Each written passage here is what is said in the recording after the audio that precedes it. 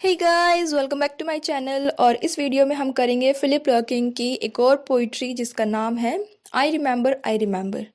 क्योंकि मैंने last video में इनकी पोइट्री करी थी चर्च गोइंग, तो जब हमने लर्किन को स्टार्ट कर ही लिया है तो अब हम इनकी सारी पोइट्रीज को ख़त्म करेंगे। क्योंकि एक अच्छा सा हो जाता है ना, एक लिंक बन जाता है आपका अगर आप एक ही पोइट की कुछ पोइट्रीज एक साथ करते हो, कि आपको पता है कि उनका माइंडसेट कैसा है और वो किस तरीके से किस किस चीज़ों के ऊपर पोइट्री लिखते हैं। तो इस वीडियो में हम सबसे पहले तो लर्किन से ही स्टार्ट करेंगे। तो फिलिप लर्किन वाज बोर्न ऑन 9 अगस्त 1922। और उसके बाद इन्होंने क्या किया, इन्होंने अपने कुछ अर्ली जो ईयर्स थे इनके स्टार्टिंग के जो चाइल्डहुड के टाइम था उन्होंने कहाँ बिताया था, कोवेंट्री में, जो कि था वॉर्कविक शहर में। और इस कोवेंट्री का काफ़ी ज़्यादा रोल है इनकी आगे की पोइट्रीज़ में, इनके आगे जितनी भी चीज़ें होंगी उसमें। He later went to Oxford for higher education. और ऑक्सफोर्ड में 1950 में he meet friends with Kingsley Amis, a fellow student, and came into contact with other writers, जैसे कि इनके नाम दे रखे हैं, जॉन वेन है, डीजे एनराइट हैं, रॉबर्ट कॉन्केस्ट हैं और डोनाल्ड डेविड हैं, और ऐसे ही कुछ और जो पोइट्स थे, कुछ और राइटर्स थे, उनके कांटेक्ट में ये आते हैं। और उनके बाद इन्होंने क्या किया, उनके साथ मिलकर ही 2 एंथोलॉजीज पब्लिश करवाई थी पोइट्रीज़ की, जिसका नाम था fifties poets of the 1950s। और दूसरी एंथोलॉजी थी वो था न्यू लाइन्स। और ये जो टाइम पीरियड था जब इन्होंने ये पब्लिश करवाया था, this was the beginning of a reactionary movement against the Eliot Auden school. और इसीलिए जो ये पोइट्री इन्होंने लिखनी शुरू करी थी, इस पोइट्री को या फिर इस मूवमेंट को बोला गया था द मूवमेंट पोइट्री के नाम से इनके टाइम को जाना जाता है। जो फिलिप है उनका मानना था कि जो पोइट है वो एक ऑर्डिनरी मैन होता है, लाइक ऑल द मैन, वो इन्हीं की तरह होता है, कुछ ऑर्डिनरी होते हैं। ऐसा नहीं है कि उनको बहुत ज़्यादा पावर्स है। जैसे कि वर्ड्सवर्थ बोलते थे कि जो पोइट हैं वो बिल्कुल उनको कैसे लिखना चाहिए, ऑर्डिनरी लोगों की लैंग्वेज में ही लिखना चाहिए। तो ये बोलते हैं कि जो पोइट है वो एक ऑर्डिनरी है। With Philip Larkin and the Movement poets, the identity of a poet is described to its of its glamorous, and the poet became an ordinary man talking about ordinary things in a normal language। तो क्या बोला गया है कि जो इनके according और ये जो मूवमेंट पोइट्स थे ये सब कैसे थे, ये ऑर्डिनरी मैन थे, ऑर्डिनरी थिंग्स के ऊपर बात करते थे, ऐसी छोटी छोटी चीज़ें के ऊपर ये पोइट्री लिख दिया करते थे जिनके बारे में आप सोच नहीं सकते हैं। आपको लगेगा कि इन सब चीज़ों के ऊपर कोई पोइट्री नहीं लिख सकता है, और ये ऐसी छोटी छोटी चीज़ों को ग्लोरीफाई करते हैं। अब आगे बोलते हैं कि जो फिलिप लर्किन है इनका जो एटीट्यूड है पोइट्री में वो यही है, जो इन्होंने फेस किया उनका एटीट्यूड उनकी पोइट्री में वही है। और इवन जो चाइल्डहुड की बात करी गई है, जैसे कि आई रिमेंबर, अभी हम इस पोइट्री में देखेंगे कि वो चाइल्डहुड के बारे में क्या बोल रहे हैं। इनका मानना था कि जो चाइल्डहुड है, जो कि ट्रेडिशनल वे में डिपिक्ट किया जाता है कि जो चिल्ड्रन होते हैं बहुत ज़्यादा आइडियल होते हैं, तो जो चाइल्डहुड होता है वो बहुत ज़्यादा गोल्डन पीरियड होता है, आइडियल पीरियड होता है, उसमें सब कुछ अच्छा अच्छा होता है। जैसे हम अभी भी बात करते हैं कि बचपन के दिन तो बीत गए, वो दिन बीत गए जब हम छोटे हुआ करते थे, तब हमें लगता है कि जो बचपन का टाइम होता है, जो चाइल्डहुड होता है, बहुत इनोसेंस से भरा होता है, कुछ टेंशन नहीं है, कुछ नहीं है, हैप्पी इन्वायरमेंट है, सब कुछ खुश है। लेकिन लड़कियों के अकॉर्डिंग ऐसा नहीं है। इनके अकॉर्डिंग चाइल्डहुड वैसा नहीं है जैसे ट्रेडिशनल वे में बताया जाता है। Larkin is not like the romantic poets जो सेलिब्रेट करते थे चाइल्डहुड को, चिल्ड्रन को सेलिब्रेट करते थे, उनकी इनोसेंस को सेलिब्रेट करते थे। और वो क्यों, वो हम अभी आगे देखेंगे। तो अब बात आती है कि आई रिमेंबर में क्या बोला गया है, ये जो पोइट्री है ये कहाँ से ली गई है, क्या बोला गया है, ये सब देखेंगे हम। तो जो लड़किन का जो एक्सपीरियंस था, लड़किन का चाइल्डहुड का एक्सपीरियंस था, वो बहुत ज़्यादा ग्रेट नहीं था। क्योंकि उन्होंने कहा कि चाइल्डहुड इतना सेलिब्रेट करने जैसी चीज़ नहीं है, तो इसका मतलब क्या हुआ कि उनका जो एक्सपीरियंस था वो अच्छा नहीं था। Which is generally believed a golden period, जिसे मैक्सिमम बोलते हैं कि वो गोल्डन पीरियड होता है, लेकिन उनके लिए उतना अच्छा नहीं था। चाइल्डहुड को हमेशा ही कैसे याद किया, इन्होंने ब्लीक पीरियड की तरह याद किया है। ब्लीक होता है जैसे कि थोड़ा सा मोनोटोनस टाइप का इन्वायरमेंट, जो कि अच्छा ना लगे, ब्लीक हो, जैसे ब्लीक हाउस एक नॉवल भी है, तो वैसा है। और उसमें कुछ भी ऐसा नहीं था जो कि बहुत अच्छा हुआ हो, कुछ बहुत ही मज़ेदार हुआ हो, कुछ हैपनिंग, कुछ ऐसी चीज़ें हुई हो, हैप्पी रहे हो। और जो इस पोइट्री का टाइटल है आई रिमेंबर, वो कहाँ से लिया गया है। The title of the poetry is an ironic reference to Thomas Hood's poem past and present. Thomas Hood की एक पोइट्री थी पास्ट एंड प्रेजेंट, उससे ये लिया गया है। और उस पोइट्री की पहली लाइन क्या थी, यही थी, आई रिमेंबर। तो उसमें जो हुड है वो ग्लोरीफाई कर रहे हैं चाइल्डहुड को, लेकिन जो लर्किन है वो इस चीज़ को नहीं करे। उन्होंने क्या लिखा है, उन्होंने इस पोइट्री को लिखा है कि वो अपने चाइल्डहुड को याद रखते हैं उसलिए क्योंकि उनके चाइल्डहुड में वो सारी चीज़ें नहीं हुई। लेकिन unlike hood remembers his childhood for all the interesting things that did not happen, कि जो हुई नहीं है उनके लिए उन्होंने याद रख रखा है। तो अब हम पोइट्री को स्टार्ट करते हैं कि पोइट्री में कितने लाइन्स हैं, कितने स्टैंजाज हैं, वो सब देखते हैं। आई रिमेंबर, ये क्या है? ये लर्किन की पोइट्री है और इसमें जो स्पीकर है वो क्या बोल रहा है? ये contains speakers thought about his home, कि जो पोइट्री है वो जो स्पीकर बोल रहा है, जो पोइट बोल रहा है, उसके थॉट्स हैं, उसके विचार हैं, उसकी कुछ यादें हैं उसके घर के बारे में। ही expresses what he thinks is an ideal childhood and how it does not match up. वो क्या बोल रहे हैं, जो पोएट है वो एक्सप्रेस कर रहे हैं, बता रहे हैं कि एक आइडियल चाइल्डहुड कैसा होता है, एक आइडियल चाइल्डहुड कैसा होता है और उनका चाइल्डहुड किस तरीके से उस आइडियल स्टेट से नहीं मिलता है। जैसे कि एक एग्जांपल से मैं बोलूँ कि एक ड्रेस है और वो बहुत ज़्यादा ग्लोरीफाई की जाती है, जैसे हम प्रिंसेस की ड्रेस बोल देते हैं, चलो ठीक है, प्रिंसेस की ड्रेस होती है वो बहुत अच्छी होती है, बहुत सुंदर होती है, लेकिन जो आपके पास प्रिंसेस के नाम की जो ड्रेस थी, लगा लो आपने भी खरीदी थी या फिर मैंने भी खरीदी, तो जो मेरी ड्रेस थी वो उसके साथ मैच नहीं करती है। तो ये बोलना सही नहीं होगा कि हर प्रिंसेस की ड्रेस अच्छी होगी। तो पोइट ये बोल रहे हैं कि जो चाइल्डहुड बोला जाता है कि एक आइडियल ऐसा होता है चाइल्डहुड, उसमें हैप्पीनेस होती है, बच्चे को परवाह नहीं होती, ये नहीं होता वो नहीं होता, सब कुछ खुशी खुशी रहता है। लेकिन जो पोइट वो क्या कह रहे हैं, लेकिन जो उनका चाइल्डहुड था वो उससे मैच नहीं करता, दोनों के बीच में कोई भी इक्वेशन फिट नहीं हो रही है, 1+1 2 नहीं हो रहा है उनके लिए। तो ये टोटल 7 स्टैंजा में है, डिवाइड हो रखी है और हर एक स्टैंजा में 5 लाइन्स है, 5 लाइन ईच स्टैंजा है और लास्ट में एक लाइन है, सिर्फ एक सिंगल लाइन दे रखी है जिसके साथ ये पोइट्री ख़त्म हो जाती है। पोइट्री में ऐसी कुछ खास वो नहीं है, राइम स्कीम है नहीं कि कहीं कहीं पर राइम स्कीम है, कहीं कहीं पर नहीं है। ये पोइट्री इन्होंने कब लिखी थी? ये उन्होंने लिखी थी जब 1954 में उन्होंने अपनी एक विज़िट की थी, उनके बर्थ प्लेस में कोवेंट्री में विज़िट करा था इंग्लैंड में। उसके बाद इन्होंने अपनी इस पोइट्री को लिखा। तो जैसे कि मैंने बोला कि इसमें कोई भी राइम नहीं है, कोई फिक्स राइम नहीं दे रखी है, कहीं पर राइम है कहीं पे नहीं है। जैसे कि सेकंड स्टैंजा में साइन एंड माइंड में है राइम, उसके बाद थर्ड स्टैंजा में बूट्स एंड रूट्स में है। तो इसी तरीके से बीच बीच में राइम है, हर जगह राइम स्कीम इसमें फॉलो नहीं होती है। अब स्टार्ट करते हैं इसकी फर्स्ट लाइन से, जो कि सीधे सीधे हम अब लाइन टू लाइन देखेंगे। Coming up England by a different lane for once, early in the cold new year. Sprint down the platform to familiar gates, why Coventry, I exclaimed, I was born here. तो क्या हो रहा है कि जो first stanza है इस piece का वो बीच में से शुरू होता है, एक ट्रिप के बीच में से। The first stanza of this piece starts midway through a trip, कि एक ट्रिप के बीच में शुरू हो रहा है और जो स्पीकर है वो क्या बता रहा है, the speaker is passing through his home town of Coventry, कि जो स्पीकर है वो एक ट्रेन में है स्पीकर और वो अकेला नहीं है, उसके बाद उसका एक फेलो फ्रेंड भी है, उसका एक पैसेंजर दोस्त भी है, जो उसका दोस्त है वो उसके साथ ट्रेन में है और वो क्या देख रहा है, वो इस बार आ रहा है एक डिफरेंट लेन से। स्टार्टिंग में बोला गया है coming up England by a different line, जो उसकी यूजुअल लेन है, यूजुअल लाइन है, ट्रेन की जो पटरियाँ होती हैं उससे कुछ हटकर है। This is likely a reference to the train line he is travelling on, कि ये किसका रेफरेंस है? ट्रेन का रेफरेंस है। The track diverts in some ways from that which is his usual choice, कि जो ट्रेन है और जो ट्रैक है वो थोड़ा सा डाइवर्स हो जाती हैं, डाइवर्स हो रही हैं और इसके बाद क्या बोला है कि ये जो नया रूट है ये उसके यूजुअल रूट से, यूजुअल चॉइस से थोड़ा सा अलग है। On this different path and after the unexpected arrival at home, the speaker gains a new perspective and it has clearly been a while since he visited and his initial thoughts are mixed। वो यहाँ पर ऐसा नहीं है कि वो यहाँ पर आता रहता है, लेकिन यहाँ पर आज उसकी जो ट्रेन है वो मुड़ गई है, दूसरी पटरी पर आ गई है, डिफरेंट लेन पे है और क्या टाइम हो रहा है? कोल्ड न्यू ईयर है, मतलब कि हो सकता है जनवरी की बात हो रही है, फरवरी की बात हो रही है कि नया नया साल है, ठंड है, कोल्ड न्यू ईयर है, सब रुक जाते हैं, ट्रेन रुक जाती है, लोग जो है वो उतरते हैं और अपने जो फेमिलियर गेट्स की तरफ जाने लगते हैं। फेमिलियर गेट्स मतलब जो भी लोग पैसेंजर्स हैं वो उतर रहे हैं प्लेटफॉर्म पे, सबको पता है उन्हें कहाँ कहाँ जाना है, तो वो उतरते हैं और अपनी जो डेस्टिनी है जहाँ पर भी उन्हें जाना है वो वहाँ पर जा रहे हैं। तो जो स्पीकर है उसे ग्लिम्स मिलता है कोवेंट्री का, कि कहाँ पर ये जो ट्रेन है कहाँ रुकी है।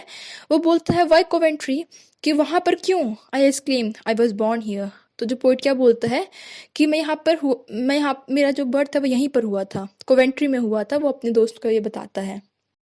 तो जो स्टार्टिंग में जो स्पीकर है लगता है कि वो बहुत ज़्यादा एक्साइटेड है, क्योंकि वो आउट ऑफ सडन बोलता है कि यहाँ पे मैं पैदा हुआ था, ये मेरा बर्थ टाउन है, ये मेरा बॉर्न हुआ था यहाँ पर। और आगे वो अपने दोस्त को बताना चाहता है या फिर बताएगा, वो क्या बोलेगा वो हम सेकंड स्टैंजा में देखेंगे। सेकंड स्टैंजा स्टार्ट होता है, I leant far out and screen for a sign that this was still the town that had been mine. वो क्या बोलते हैं, वो थोड़ा सा उठता है, आगे की तरफ झुकता है या फिर विंडो के बाहर झुकता है और देखता है अपनी आंखों को घुमा घुमा कर या फिर छोटी बड़ी कर कर, जो भी है वो चेक कर रहा है उन चीज़ों को, सड़कों को देख रहा है और बोलता है कि ये जो टाउन है ये अभी भी मेरा है। So long but found I was not even clear. बहुत टाइम हो गया है, जो स्पीकर है वो बहुत समय से यहाँ पर नहीं आया है, लेकिन आज जब वो आया है, I was not even clear, उसे क्लियर भी नहीं है कि क्या वो जगह यही है या नहीं है। वो चीज़ों को पहचान नहीं पा रहा और इसीलिए वो यहाँ पर देख रहा है। विच साइड विच वॉज, कि कौन सी साइड कौन सी है, कौन सी गली कौन सी है, मुझे तो वो भी याद नहीं है। From where those cycle crates were standing, we had annually departed, all for those family holes. तो यहाँ पर जो स्पीकर है वो क्या बोल रहे हैं, वो कुछ चीज़ों को पहचानने की कोशिश कर रहे हैं, एक प्लेस को देखते हैं, प्लेस नेम को देखते हैं, ताकि वो सोच सके, कुछ एविडेंस ढूंढ रहे हैं ताकि वो सोच सके कि वो कहाँ पर रहा करते थे। तो जो उनकी सर्च है वो डबल पर्पस से है, वो उनकी एक तरफ तो होप है कि वो जान सकें कि चीज़ें कितनी बदल गई हैं। He also hope to see something that confirms to him that the town has been his, कि उसे थोड़ा सा कनेक्शन फील हो। जैसे कि अगर आप दिल्ली के हैं और अगर आप 20 ईयर्स के बाद दिल्ली वापस आते हैं, तो आप जो सड़कें हैं, स्ट्रीट्स हैं, देखेंगे तो आप चीज़ों को देखेंगे कि वहाँ पे एक साइन बोर्ड लगा करता था, वहाँ पर एक स्टॉल लगा करती थी, वहाँ पर एक शॉप थी। तो ये सारी चीज़ें देख के आपको क्या होता है, एक कनेक्शन फील होता है कि हाँ हम यहाँ पर किसी ज़माने में थे, हम यहाँ पर रहा करते थे। तो उसी तरीके से जो स्पीकर है, जो पोइट है, वो भी चीज़ों को ढूंढ रहा है ताकि वो एक कनेक्शन फील कर सके कि जो टाउन है, ये जो जगह है, कोवेंट्री है, वो उसकी हुआ करती थी। The speaker does not feel an instructional connection to Coventry and is looking for the city to provide it for him, कि जो उसका कनेक्शन है उसे फील नहीं हो रहा और वो कुछ ना कुछ ढूंढ रहा है ताकि उसे ये लग सके कि वो सिटी उसकी है। In the movement he is able to look out the window, nothing is made clear. जब वो विंडो से बाहर अपने सर को निकालता है तो कुछ भी क्लियर नहीं है। He is unable to determine which side which was, वो भूल जाता है वो, या फिर ये पता भी नहीं लगा पाता कि कौन सी साइड कौन सी है। अब थर्ड स्टैंजा में वो क्या बोल रहा है, सेकंड में वो बोल रहा था कि उसे कुछ पता नहीं है, उसे ये भी याद नहीं आ रहा है कि वो जो अपने फादर के साथ, अपनी फैमिली के साथ हॉलीडेज़ पे जाता था, तो वो जो एनुअली डिपार्ट होते थे, अलग होते थे, तो वो जगह कहाँ पे है, वो जो साइकिल क्रेट्स हुआ करती थी वो जगह कहाँ पर है, साइकिल में जो बास्केट लगी होती है वो सब चीज़ें कहाँ गई। अब विसल वेंट, अब उसके बाद क्या हुआ, जो ट्रेन की विसल है, जो सीटी है ट्रेन की, वो बजती है, ट्रेन की आवाज़ बजती है और चीज़ें आगे बढ़ने लग जाती है। थिंग्स मूव, आई सेट बैक, मैं पीछे हो गए, फिर से बैठ गया। स्टेयरिंग एट माई बूट्स, अपने बूट्स को घूरता रहा, जो पोइट है वो अपने बूट्स को घूर रहा है। Was that, my friend smiled, where you have your roots. और उसके बाद क्या हुआ, उसका जो साथी था, उसका जो दोस्त था, वो स्माइल करता है और पूछता है कि ये वही जगह है जहाँ पर तुम्हारी रूट्स हैं, मतलब कि तुम्हारी जड़ें हैं। इसका क्या मतलब है कि क्या तुम यहीं पे पैदा हुए थे, तुम्हारी जो बर्थ थी, बर्थ जो प्लेस तुम्हारा वो यही है, तुम्हारी रूट्स यही थी। अब जो पोइट है, जो स्पीकर है, वो कुछ रिप्लाई नहीं करता और अपने मन मन में सोचता है, नहीं, no, only way my childhood was unspent. यहाँ पर अनस्पेंट के थोड़ा सा फोकस देना है कि वो सोच रहा है, उसके अंदर थोड़ा सा गुस्सा है, एंगर है, और वो क्या सोच रहा है, नहीं, ऐसा नहीं है, ये मेरी रूट्स नहीं है, बल्कि ये वो जगह है जहाँ पर जो मेरा चाइल्डहुड है वो नहीं बीता। क्यों नहीं बीता, क्योंकि जितनी भी अच्छी चीज़ें थी या फिर जितनी भी ग्लोरीफाई चीज़ें थी वो उसके साथ चाइल्डहुड में नहीं हुई हैं। I wanted to retort just where I started, कि जहाँ से मैंने स्टार्ट किया था बस ये वो जगह है, बल्कि वो नहीं है जहाँ पे मेरी रूट्स थी। तो सिंपली वो क्या बोल रहा है, उसमें इतना गुस्सा है कि वो मना कर रहा है कि ये जो सिटी है, ये जो टाउन है, ये उसका टाउन है, यहाँ पर उसका बर्थ हुआ था, यहाँ पर सिर्फ उसका चाइल्डहुड बीता है, वो भी नहीं बीता है क्योंकि चीज़ें उसके साथ अच्छी नहीं हुई हैं। ये बस वो जगह है जहाँ से मैंने शुरुआत करी थी, वेयर आई स्टार्टेड, जहाँ से मेरी शुरुआत हुई थी। अब नेक्स्ट स्टैंजा है, स्टैंजा नंबर 4 है। By now I have got the whole place clearly charted, our garden first, where I did not invent building theologies of flowers and fruits. अब जब स्पीकर ये बोल देता है तो थोड़ी देर बाद उसे क्या होता है, थोड़ी देर बाद उसे कुछ चीज़ें याद आनी शुरू हो जाती हैं। बाय नाउ, अब क्या हो रहा है, उसे कुछ चीज़ें याद आ रही हैं। होल प्लेस क्लियरली चार्टेड, उसके दिमाग में जो उसका घर था, जो उसका टाउन था, वो सारी चीज़ें एकदम क्लियर हो गई हैं। उसका जो गार्डन था वो भी क्लियर हो गया है, लेकिन गार्डन के लिए भी उसके दिल में कहीं ना कहीं एंगर है, गुस्सा है, कुछ मेमोरी अच्छी नहीं है उसकी कुछ भी।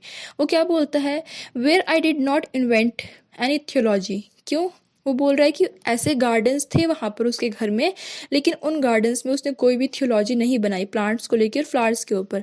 अगर आप रोमांटिक पोइट्रीज़ पढ़ते हैं या फिर आपने उससे पहले की पोइट्रीज़ पढ़ी, जैसे कि मार्वल की पोइट्रीज़ होती हैं, वर्ड्सवर्थ की पोइट्रीज़ होती हैं, तो वो क्या बोलते हैं कि नेचर में बैठे थे, उसके बाद उन्होंने एक पोइट्री लिख दी। जैसे कि एंड्रयू मॉर्वल की द गार्डन है, उसमें भी उन्होंने यही बोल रखा है कि गार्डन कितना ग्लोरीफाई है, वहाँ पर उन्हें इतने सारे थॉट्स आते हैं, उनको नई नई आइडियाज़ आते हैं। लेकिन फिलिप लर्किन क्या कह रहे हैं कि उस गार्डन में, उनके गार्डन में उन्हें कोई भी नया इन्वेंशन नहीं मिला, उनको कोई भी थियोलॉजी नहीं आई, उनके दिमाग में कोई भी नई चीज़ें नहीं आई फ्लावर्स को लेके, ना ही फ्रूट्स को लेके। क्यों नहीं आई? क्योंकि उनका जो चाइल्डहुड था वो इतना ग्लोरीफाई नहीं था, इतना उनका हैप्पीनेस नहीं थी उनके पास। And was not spoken to by an old head. Old head क्यों बोला गया है? ओल्ड हेड उनको बोला गया है जो किसी भी चीज़ को अप्रिशिएट करते हैं। तो उन्होंने कुछ भी अगर लिखा तो उनके उस पोइट्री को, उस वर्क को किसी भी ऐसे पर्सन ने अप्रिशिएट भी नहीं किया जिसे अप्रिशिएशन देना चाहिए था। And here we have that splendid family, और यहाँ पर जो उसकी फैमिली थी वो रहा करती थी। स्टैंजा नंबर 5 स्टार्ट होता है, I never ran to when I got depressed, कि वो जब भी डिप्रेस होता था वो कभी भी कहीं भी भाग के नहीं गया। यूजुअली क्या होता है कि जब कोई डिप्रेस होता है, उसका मूड ख़राब होता है, तो कोई एक पर्टिकुलर स्पेस होता है जहाँ पर जाके वो थोड़ा सा हैप्पी हो जाता है। लेकिन पोइट के बचपन में, पोइट के चाइल्डहुड में वो भी नहीं था। वो क्या बोलते हैं कि वो कभी भी भाग कर नहीं गए जब वो डिप्रेस होते थे।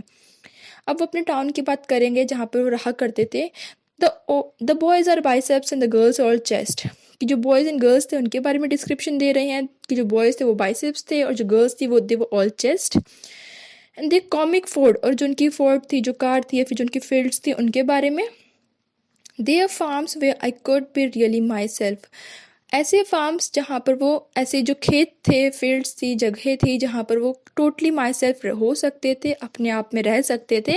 लेकिन उनके चाइल्डहुड में वो भी नहीं हुआ, उन्हें वो भी नहीं मिला, कोई ऐसी जगह भी नहीं मिली जहाँ पर वो जा सके और अपने डिप्रेशन को खोल कर हटा सके या फिर उन चीज़ों को इरेज कर सके अपनी मेमोरीज से। I show you come to that, और मैं तुम्हें दिखाऊंगा, तुम मेरे साथ चलो। वो सोच रहे हैं, अभी तो वो सोच रहे हैं, I show you come to that bracken where I never tremble sat, कि जो जगह है, जो ब्रेकन है, वहाँ पर मैंने कभी भी कांपते हुए वहाँ पर मैं नहीं बैठा। क्यों नहीं बैठा? क्योंकि उनके पास वो कनेक्शन नहीं था, या फिर उनकी जो चाइल्डहुड है वो इतना हैप्पी नहीं बीता, उनके साथ वो चीज़ें नहीं हुई जो यूजुअली बच्चों के साथ होती हैं, यूजुअली बाकी लोगों के साथ होती हैं, चाइल्डहुड में होती हैं। तो वो कह रहे जब भी वो कांपते थे तो वो कांपने के बाद उस ब्रैकन एरिया में, उस प्लेस पर भी नहीं बैठे। अब स्टैंजा नंबर स्टार्ट होता है 6। इसमें बोला गया determined through with it way she ले बैक। अब यहाँ पर वो क्या बात कर रहे हैं? वो बात कर रहे हैं कि उनकी लाइफ में कोई ऐसा भी नहीं था, कोई ऐसी लड़की भी नहीं थी जिसके साथ वो घूम सके या फिर रह सके। Determined to go through with it, कि उन्होंने सोचा चलो ठीक है, इस चीज़ों के साथ भी वो जी लेंगे, रह लेंगे, उन सब चीज़ों को क्रॉस कर लेंगे। वेयर शी ले बैक, जहाँ पर उनको कोई गर्लफ्रेंड नहीं थी, उनकी कोई फ्रेंड नहीं थी, जहाँ पर वो बैठे, और and all become a burning mist, और जो उनकी फ्रेंड हो वो एक बर्निंग मिस्ट की तरह उनके साथ काम करे। ऐसा कुछ भी नहीं हुआ उनके साथ कि वो उनके साथ कहीं पे वुड्स में जाए, कहीं पे घूमे, या फिर उनके बीच का कोई रिलेशन हो, ऐसा कुछ नहीं हुआ। ना ही उनकी गर्लफ्रेंड थी, ना ही कोई जगह थी, ना ही उनका हैप्पीनेस से भरा हुआ चाइल्डहुड था। आगे वो क्या कह रहे हैं? एंड इन तो क्या है, डॉग्रिल फॉर्म ऑफ पोइट्री। और उसके बाद क्या बोल रहे हो थर्ड लाइन में? एंड इन दोज ऑफिसेज, अब जब वो अपनी गर्लफ्रेंड के साथ होते हैं तो उन्हें पकड़ा जाता है। उसके बाद क्या होता, वो अपनी कुछ पोइट्री सुनाते, जब वो ऑफिस में जाते सम सॉर्ट ऑफ पोइट्री सुनाते, फॉर्म्स की, पोइट्रीज की सुनाते। उसके बाद ऐसा भी नहीं हुआ, वो भी नहीं हुआ, ना ही उनके कुछ 10 पॉइंट्स दिए गए, ना ही किसी ने उनकी पोइट्रीज को सुना, और ना ही जो उनका कज़न है, जो कज़न ऑफ मेयर है, वो भी नहीं आया। मतलब अगर ऐसा होता तो उनका कोई कज़न होता, वो उन्हें आके बोलता कि ठीक है मैं तुम्हें बचा लूँगा। Who did not call and tell my friend and tell my father, जो कि बोलता कि मैं नहीं बताऊंगा, या फिर लेकिन बाद में वो मेरे फादर को बता देता। तो ऐसे जो छोटी छोटी इंसिडेंट होते रहते हैं बचपन में, चाइल्डहुड में, ऐसा कुछ भी नहीं हुआ है पोइट के साथ।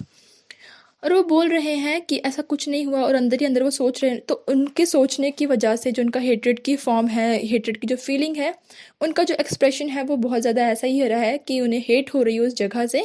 तो उनका फ्रेंड क्या बोलता है? You look as you wish the place in hell, कि तुम्हें देख के ऐसा लगता है कि तुम चाहते हो कि जो प्लेस है, जो कोवेंट्री है, वो हेल में चली जाए, वो भाड़ में जाए या फिर नर्क में चली जाए। My friend said judging from your face oh well, कि उनके फ्रेंड ने उनके फेस को जज करते हुए बहुत सही बोला, I suppose it's not the place fault. उसके बाद पोइट क्या कहते हैं कि ये प्लेस का फॉल्ट नहीं है, मेरा चाइल्डहुड कैसा बीता वो जगह की गलती नहीं थी, शायद ऐसा ही होता होगा। और लास्ट लाइन के साथ ये पोइट्री ख़त्म होती है जहाँ पर बोला गया nothing like something happens anywhere.